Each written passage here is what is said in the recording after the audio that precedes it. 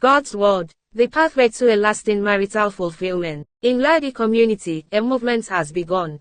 Every month, the people gather at the community square, married, single, young, and old.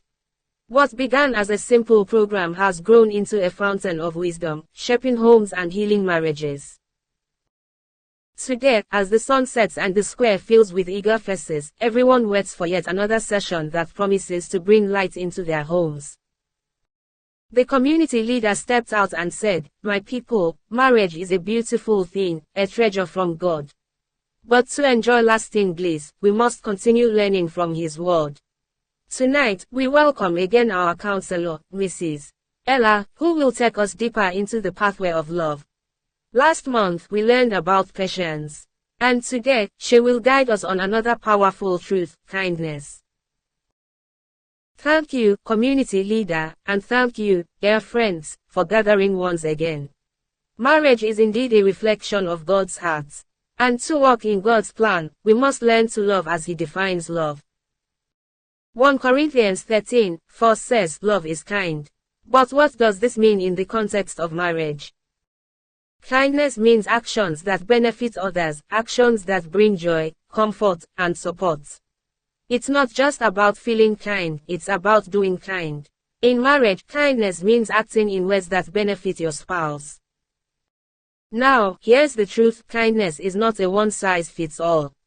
What brings joy to one person may not mean much to another.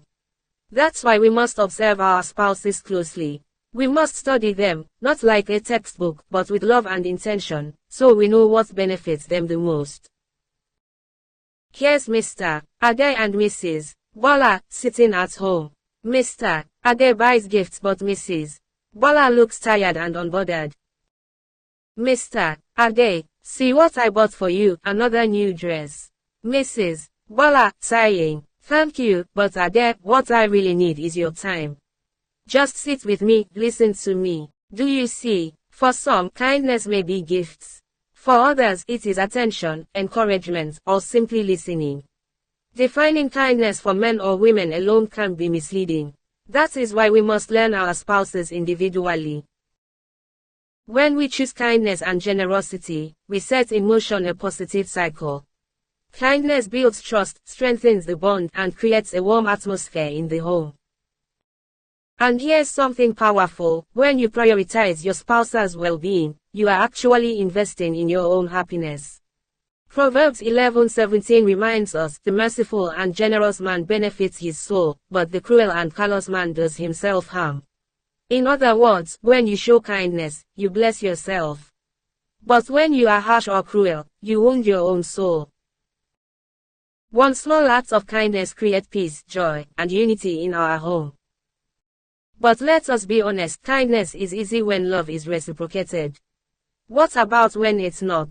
What about when your spouse is rude, distant, or ungrateful?